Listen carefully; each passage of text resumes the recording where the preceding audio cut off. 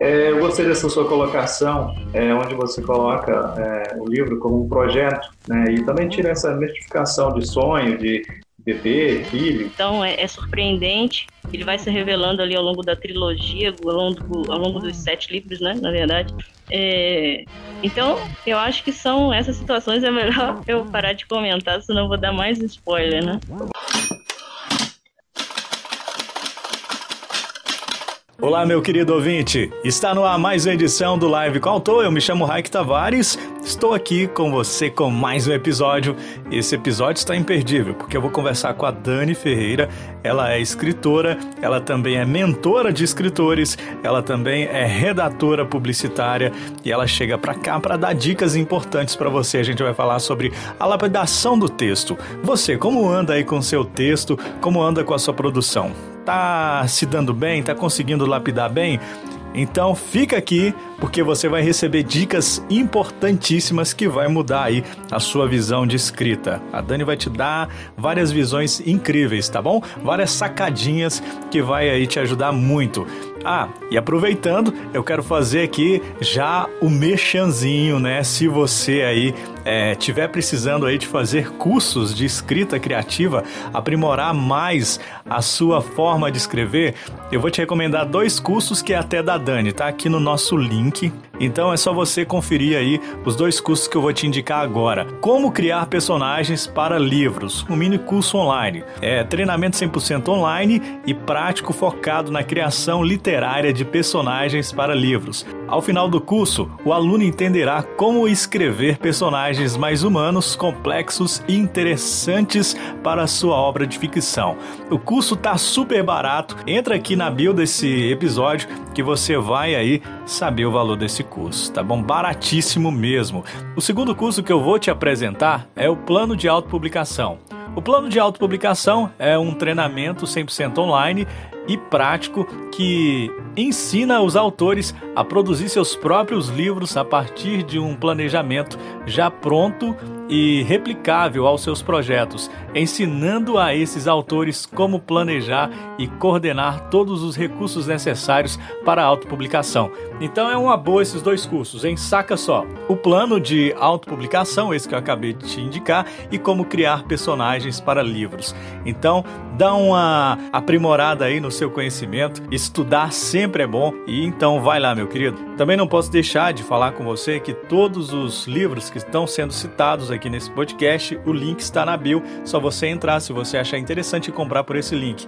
E é uma forma também de você ajudar aqui o Live com o Autor. E você pode também nos ajudar através do Apoia-se, que está também no link dessa bio. Entra aí no Apoia-se e escolha, né, a sua forma de apoiar o projeto. Então, vamos lá para mais um episódio? Tá no ar mais um Live com o Autor. Eu me chamo Raik Tavares. Vamos lá para mais um episódio? Tá no ar em 3, 2, 1... Claquete!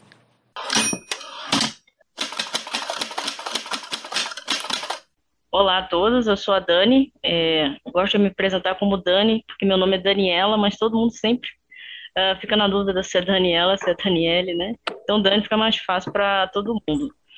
Eu sou escritora, né? Trabalho com escrita de ficção desde 2010, né? Que eu ingressei nessa empreitada, e desde 2015 publiquei meu primeiro livro e não parei aí desde então. E também trabalho como redatora web, porque uma coisa foi levando a outra. Sou apaixonada aí por histórias em quadrinhos, por ficção científica, também com uma pegada de fantasia, né? Sou aí uma eterna sonhadora, né? E é alguém que está querendo encontrar o seu lugar sempre, se colocar aí da melhor maneira possível e transformar o mundo dentro das minhas possibilidades em um lugar melhor. É assim que eu acho que eu me posiciono, me vejo hoje. No seu ponto de vista, o mercado atual é menos selvagem para o autor iniciante atualmente? Eu acho que, de maneira geral, o mercado está bem desburocratizado, está bem amigável, acho que as coisas estão mais acessíveis, só que a gente precisa se preparar para né, alguns entraves assim, técnicos. Às vezes a gente não tem muito conhecimento técnico de algumas coisas no início da carreira, Às vezes, algumas coisas podem espantar o modelo tradicional, né? Às vezes pode espantar o autor, enfim. Mas, de maneira geral, eu acredito que o acesso aos serviços, acesso às editoras, de maneira geral, começar o diálogo, né, com agentes literários, com editores, ele está mais aberto. E também a comunicação com profissionais do livro e a oportunidade de você aprender o que você quiser aprender através da internet e conseguir se desenvolver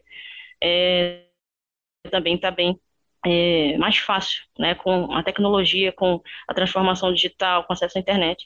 E o contato com outros autores também, eu acho que é bem mais tranquilo, né? Eu acho que hoje tem muitos autores é, na autopublicação e essa rede de novos autores é bem legal entrar em contato, seja pela internet, seja por eventos, né? Antes da pandemia, a gente estava podendo se conhecer, se comunicar, enfim, se aproximar através de eventos literários, né, de feiras. Então, eu acho que, de maneira geral, hoje em dia está mais amigável, sim. Só que a gente tem que se preparar, né, um pouquinho, conhecer um pouquinho como funciona o mercado e saber aí qual que é a melhor opção, qual que é o melhor momento, qual o melhor lugar para cada um, né, dentro das suas expectativas. Acho que é essa a minha visão. Dani, no processo de escrita, um dos pontos cruciais, além de um livro bem amarrado, é a revisão. Como a mente criativa por trás do texto pode lapidar melhor o seu projeto em andamento? Como é que você vê isso? Eu vejo a revisão como parte do processo criativo mesmo, né? Eu gosto de pensar e dizer que escrever vai muito além de apenas digitar no computador ou de anotar qualquer coisa ali no papel, né? Escrever antecede a escrita, ou seja, tem a parte de planejamento, tem a parte de ideia, de você ver o que está funcionando bem na sua ideia, o que não está, e ajustar a ideia.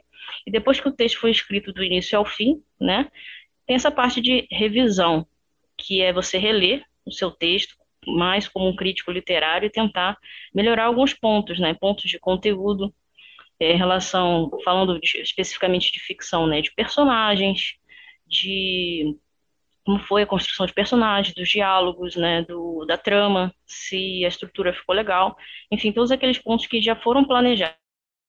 Se a gente conseguiu colocar ali no papel, materializar a nossa ideia, materializar o que a gente planejou e tentar enxugar também alguns erros que vão passando despercebidos ao longo da escrita, né? Erros de digitação. Então, ler em voz alta, por exemplo, o seu próprio texto ajuda bastante, né, a identificar palavras que a gente achou que escreveu e não escreveu, palavras que estão com sentido errado ali na frase. E esse momento é muito importante até para você conseguir validar realmente se a trama ficou do jeito que você queria ou se você vai reescrever algumas partes. E eu, no meu primeiro livro, por exemplo, eu reescrevi bastante e para chegar na versão final que foi publicada, né? Então é um processo da gente avaliar, né, se a história que a gente construiu é aquela realmente que a gente quer passar para o público. Quantas vezes você escreveu o seu primeiro livro?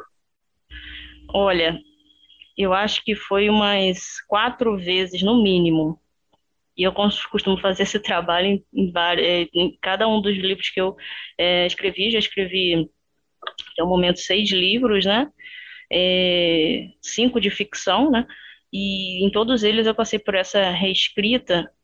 E para falar a verdade, na versão final, eu pessoalmente nunca fico 100% satisfeita com o resultado final, porque sempre fica aquela duvidazinha e o leitor mesmo que vai dizer se o nosso trabalho foi efetivamente aí feito em termos de criação literária. Pelo menos para mim, eu sempre fico com uma duvidazinha, será que eu podia ter melhorado mais alguma coisa? Mas eu costumo reescrever pelo menos aí umas 4 vezes e sai ajustes bem amplos realmente da trama, além desses ajustes de digitação e tal. Às vezes eu troco bastante coisas mesmo.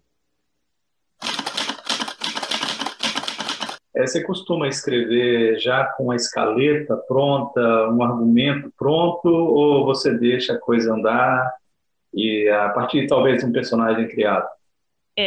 A ideia ela surge de várias formas, né? Geralmente eu venho com uma cena ou já uma ideia geral completa, mas eu gosto de planejar o livro antes de escrever. Aí o que que é isso? Geralmente eu realmente faço um resumo de todos os eventos e cenas, né, dentro de uma escaleta bem simples, realmente um documento no Word, em que eu vou listando os eventos e separando, né, em que parte que vai. Já tentando organizar em capítulos, mas às vezes muda a organização de capítulos ao longo da escrita. Então eu gosto de estar tudo amarradinho. Mesmo antes no primeiro livro, em que eu não tinha muito conhecimento de escrita criativa, eu fui escrevendo como alguém que gosta de ler e que tinha uma ideia, então fui escrevendo, mas desde esse primeiro momento eu já vi a necessidade de planejar, né, de saber o que que eu ia fazer em seguida, né? Então você ter uma ideia dos seus personagens, é, de quantos personagens você vai trabalhar, de quem é esse personagem, né? E a partir disso criar os eventos que vão mover esses personagens até onde eu quero, né? Até o ponto final da história. Para mim sempre foi essencial e é essencial hoje, né? Eu não consigo escrever no feeling. Algumas coisas eu vou ajustando enquanto eu vou escrevendo. Já aconteceu nesse meu último livro, por exemplo, Ladrão de Sonhos. Eu mudei um pouquinho a ordem dos capítulos e que eu tinha planejado na escaleta. Só trouxe alguns eventos antes, mostrar antes para o leitor, mas a sequência em si da trama se manteve. Então, eu acho que o planejamento ele é uma ferramenta, mas é algo que é para ajudar, não é para atrapalhar. Uma vez que você enxerga outras possibilidades, enquanto você está escrevendo, tudo bem, você pode reajustar, né? E de forma geral, o planejamento que você fez vai te ajudar, mesmo se você mudar um pouquinho lá na parte da escrita. É assim mais ou menos que eu trabalho. Mudando um pouquinho o roteiro aqui, Dani, deixa eu te fazer uma próxima pergunta. Nos últimos tempos, o crescimento do livro digital mostrou-se uma saída para qualquer um que deseja, né, entrar no mercado. Porém, Uhum. entre esses vários conteúdos derramados nas plataformas, encontramos alguns textos que deixam muito a desejar. Você poderia dar uma dica, né, para quem está querendo construir uma carreira e que pode até cometer esse erro, né, de desespero? Na verdade, que cria um desespero, né? O autor iniciante ele cria um desespero e já quer jogar qualquer coisa no ar. Qual a dica que você dá para isso não acontecer? A gente tem muita ansiedade de ver o livro, uma ideia se tornar um livro pronto. Então a gente tem que ter um autoconhecimento de que isso é uma ansiedade, que a ansiedade pode ser boa, pode ser algo bom e algo ruim. Se a ansiedade está te levando a agir de forma precipitada, né? Você sentir que está fazendo algo só por uma pressa, porque você quer ver algo se realizar, é bom você parar um pouquinho, respirar e até descansar um pouco o texto, dar uma pausa e depois retornar a ele. E eu acho muito importante você ter um processo, você desenvolver, depois desse autoconhecimento, de você entender o seu sentimento, sua motivação de estar escrevendo aquilo, que não é só por escrever, que não é só para você mostrar para o mundo que você consegue, né, publicar, não é só por publicar, você ter realmente aí um processo bem estruturado, né, além desse autoconhecimento, e você saber que a versão final do seu livro, né, quando você escreve ele do início ao fim, ele não está pronto, né? Você mesmo precisa reler, ter essa autocrítica e tentar tirar o melhor do seu texto, sabe? Questionar mesmo, isso aqui está funcionando, isso aqui não está funcionando, por que que não está funcionando? E depois disso, todo livro, seja e-book, seja impresso, seja qualquer formato que for, ele precisa de uma edição, né? Então, é, é muito importante a gente não escrever com desespero, com ansiedade, controlar um pouquinho isso, entender que é normal, né? Mas realmente ter um autocontrole e fazer o seu melhor, sabe? Às vezes o seu primeiro livro não vai ser a sua grande obra, ou talvez sim, né? Mas o ideal é realmente a gente fazer o nosso melhor, tendo um processo, entendendo que as coisas boas, elas não acontecem do nada, né? E realmente você entender também que um livro, seja um e-book, ou seja um livro impresso, ele precisa de uma edição. E o processo editorial é basicamente o mesmo em relação ao texto, né? Nos dois formatos. Então, é legal a gente investir numa leitura crítica. Se você não tem um orçamento muito grande, pelo menos chamar alguém, um leitor beta, antes de publicar, para te dar uma segunda opinião, né? O leitor beta é uma pessoa do seu ciclo, né, de amizades ou que você conheça, de relacionamentos, que seja um consumidor dessa obra que você está tentando produzir, né, desse gênero literário, que vai te dar uma segunda opinião, que vai te orientar melhor no que você pode melhorar aí na sua obra. Então, tentar sempre fazer o seu melhor e questionar se o seu melhor já foi feito. E aí, quando você se sente, né, que você já fez o seu melhor, né, por exemplo, como eu já mencionei aqui, eu nunca fico 100% assim, satisfeita com o final do meu livro, mas eu sei que quando eu chego a 90%, 95%, já está na hora de eu publicar, porque é só uma insegurança minha. Então, eu sei que tenho essa tendência de ser um pouco insegura com relação à minha obra, então eu sei que eu preciso vencer isso. Para vencer isso, depois que eu já passei por um processo de edição e de aprimorar o meu texto, não tem motivo para eu não publicar tecnicamente. Então eu venço essa minha insegurança e publico, e a partir disso eu tenho um feedback real dos leitores. Então a forma de melhorar e realmente se destacar nesse mercado de autopublicação, principalmente do e-book, é você entender que um livro precisa de um tratamento seu e um tratamento de edição. Tentar vencer a ansiedade, né? E essa correria aí, que uma coisa boa não é feita da noite para o dia. Eu acho que seria mais ou menos isso. Realmente, isso que você está dizendo é muito importante, né? O autor ficar bem atento, né? E entender que o processo é o mesmo, né? Se você tiver numa editora tradicional, ou talvez até uma prestadora de serviço, né? Que preste realmente o serviço, pontuando assim o processo editorial de verdade, isso é importante demais, né? Qual a importância que você vê dentre, né, a escrita questionadora referente aos aspectos sociais, no qual sabemos que a grande maioria dos escritores enfatizam algumas opiniões subjetivas, abordando temas como política, e classes sociais, entre outras coisas. Aquela escrita crítica, como você vê esse ponto de vista dentro da literatura? A literatura, principalmente ficção, ela é uma expressão da vida, né? Então, a gente tem que entender qual o nosso ponto de vista sobre todos os aspectos da vida, né? Seja político, seja social, enfim, aquilo que você realmente acredita, o seu sistema de crenças, e, claro, você respeitando, né, a opinião de geral, né? Cada um tem a sua opinião, então, quando você expressa a sua, você pode encontrar pessoas que concordam e pessoas que não concordam, e tudo bem. Acho que a verdadeira democracia é você saber lidar, né, com opiniões diferentes, e cada um tem a sua, né, e tudo bem, faz parte da vida. Então, a literatura, ela expressa aspectos da vida em forma de arte, né, em forma de ficção, em forma de escape, né. Eu acredito muito que a ficção é um escape, mas que a gente encontra dentro do livro retratos semelhantes à vida real, e a gente sai de volta desse livro, desse mundo fictício aí, com reflexões muito importantes. Eu gosto de trabalhar bastante algumas reflexões, né, por exemplo, do amor fraterno, né, de relações de amizade, como que é importante a gente ter um ciclo forte de familiar, de amizade, né, e entre tantas outras coisas. Então, é importante o escritor, né, entender o que que ele realmente quer transmitir de uma maneira livre de preconceitos, né, entender também que tomar cuidado, ter uma responsabilidade que uma pessoa pode ler aquilo e interpretar né, de outra forma, então ter uma responsabilidade de transmitir aquilo da melhor maneira possível, da maneira mais clara possível, para não ofender ninguém. E caso ocorra, né, de ofender, você se posicionar também com isso de maneira responsável, enfim. É, mas eu acho que é super comum, super normal a gente ter uma imagem do mundo, uma visão de mundo, e transmitir isso através da literatura, né? E para quem recebe isso, também receber com esse olhar crítico de que atrás de uma página também tem pessoas que estão criando aquilo, então é inevitável a gente transmitir realmente experiências humanas, universais. Então a ideia, pelo menos para mim, é tentar transmitir ideias humanas universais, o amor, a fraternidade, né?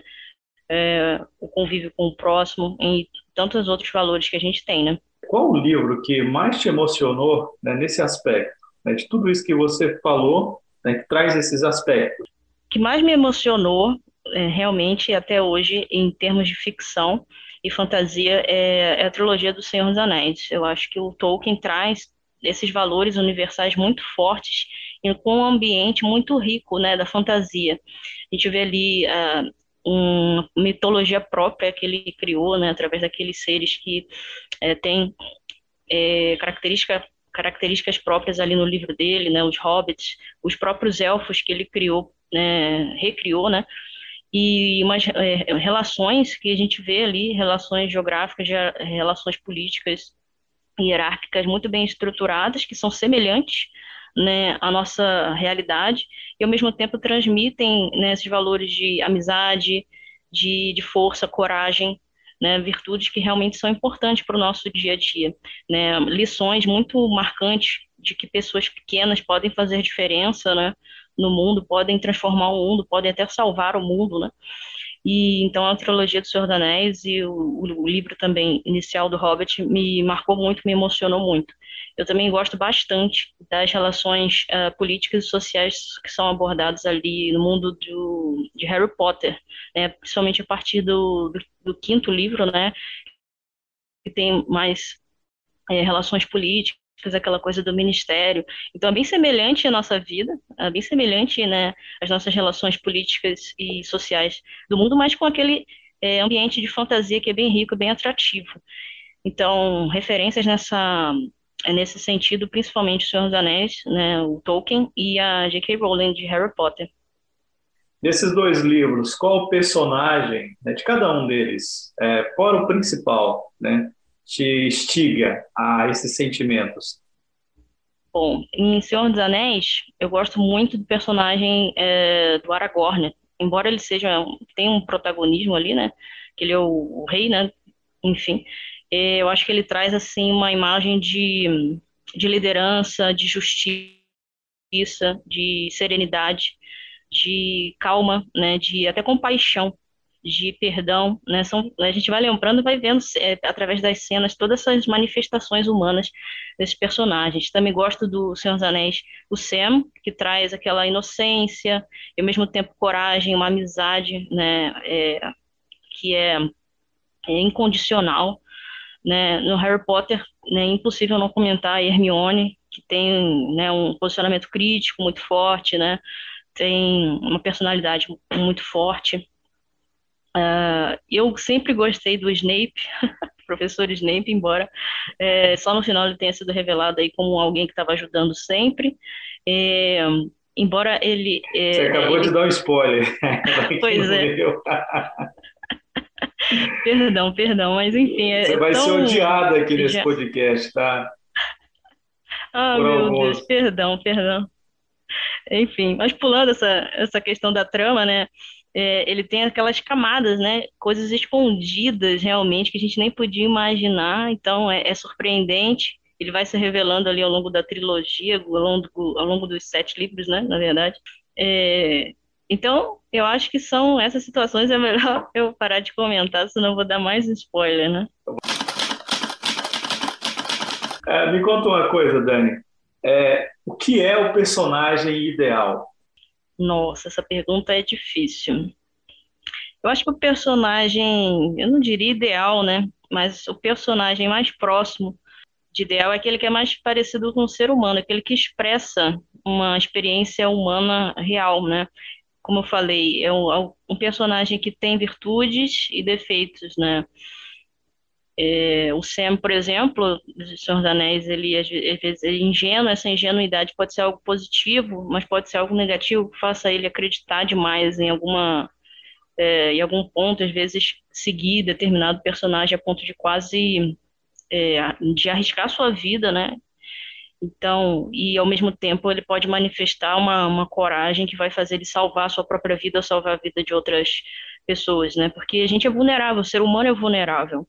Então, a gente transmitir essa vulnerabilidade do ser humano, as experiências humanas que a gente observa na vida, né, dentro de um personagem, eu acho que é uma forma de chegar mais próximo ao ideal, que é o leitor conseguir se identificar, né? Então, um personagem próximo do ideal é um personagem próximo da gente, que vive coisas que a gente já viveu ou que é facilmente reconhecido no mundo, né, que a gente vive, e a gente consegue se identificar, se colocar na pele desse personagem. Acho que seria mais ou menos isso. Ah, bacana.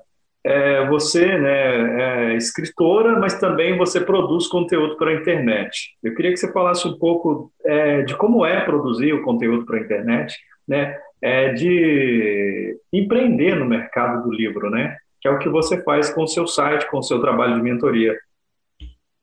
Isso.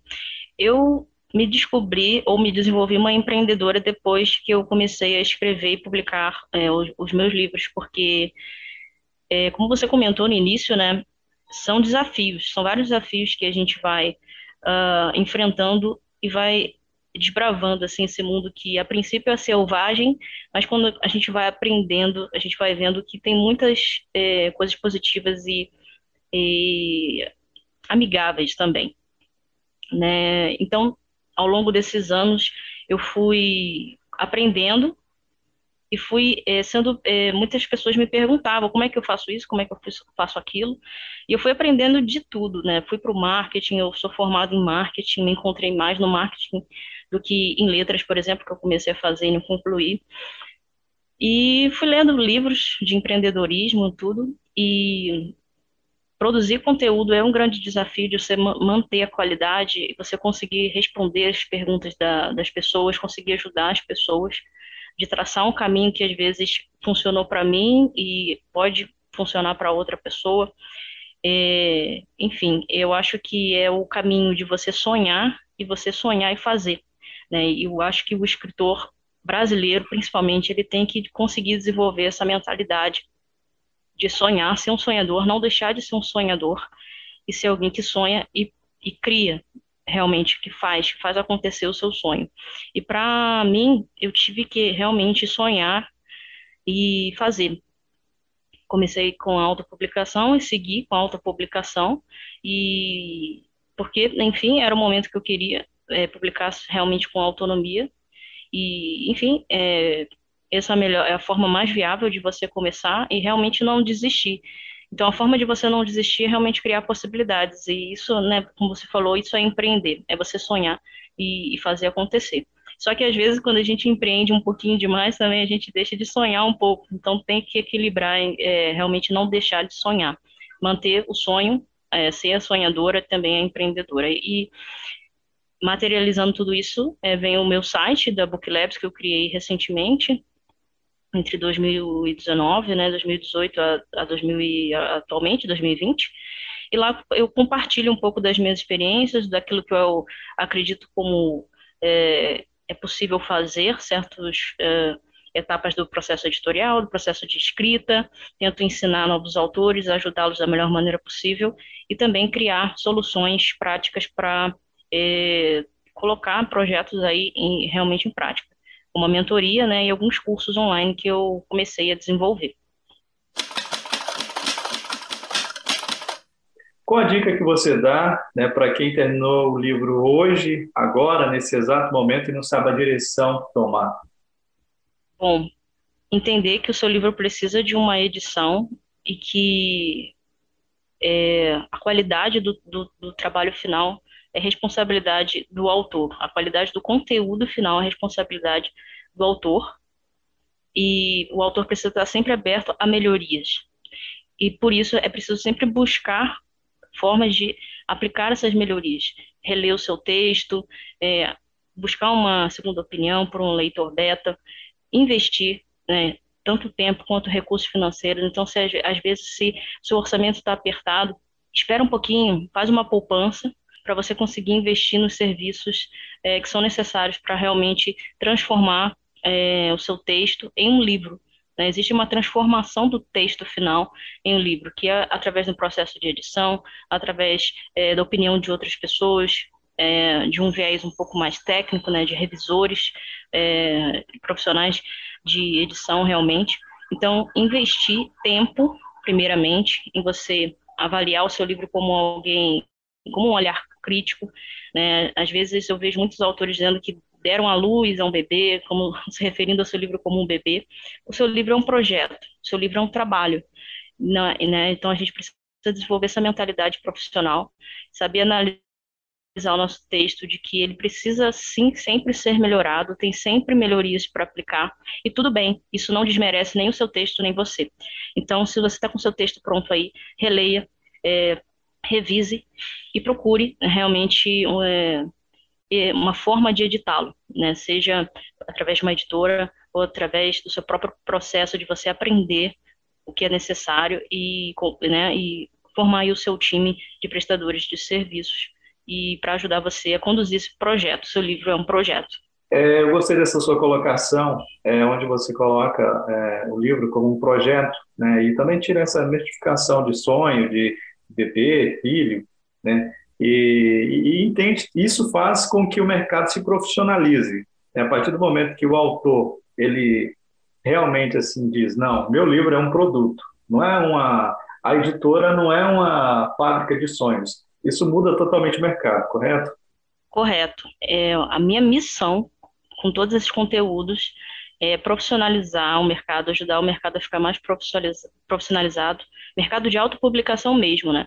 Porque, de fato, tem muito livro aí sendo publicado e muito livro com grande potencial, né? Só que às vezes o potencial não é alcançado porque a gente tem uma correria, a gente tem uma ideia sonhadora demais, a gente precisa medir, né, com harmonia aí o sonho com a realidade, né? Eu aprendi isso realmente com os meus livros. Já fui mais sonhadora do que empreendedora, eu já acabei deixando de sonhar e sendo mais empreendedora, mais fazedora de coisas, e hoje eu estou tentando o equilíbrio aí de sonhar, fazer e idealizar, né, de uma maneira realmente consciente de que pessoas, né, vão ter contato com minha obra, e são pessoas que não participaram da criação, enfim, não conhecem a minha história, e que para elas aquilo ali vai ser mais um texto. Como é que eu vou me destacar? Eu vou me destacar entregando a maior qualidade possível. Então, ter essa mentalidade desde já, nossa, com certeza já vai se abrir um horizonte muito maior na mente do autor e vai realmente dar possibilidade de fazer muito mais com o seu texto e alcançar o maior potencial dele que ele tem hoje, né? Para a gente finalizar a nossa conversa, eu queria que você indicasse um livro, um filme ou uma série. Eu vou indicar, então, dois livros. Falando de Indique. escrita criativa, eu vou indicar o livro Story, do Robert McKee, que é uma das grandes referências minhas para começar a entrar nesse mundo de escrita criativa. Embora ele traga muitas referências de filmes, a gente consegue aplicar bastante na escrita de livros. E eu gostaria de indicar um livro meu, né? O meu primeiro livro, Derek Dustin, As Crônicas do Rei, o volume 1, A Irmandade Secreta, que está disponível lá na Amazon e no meu site também.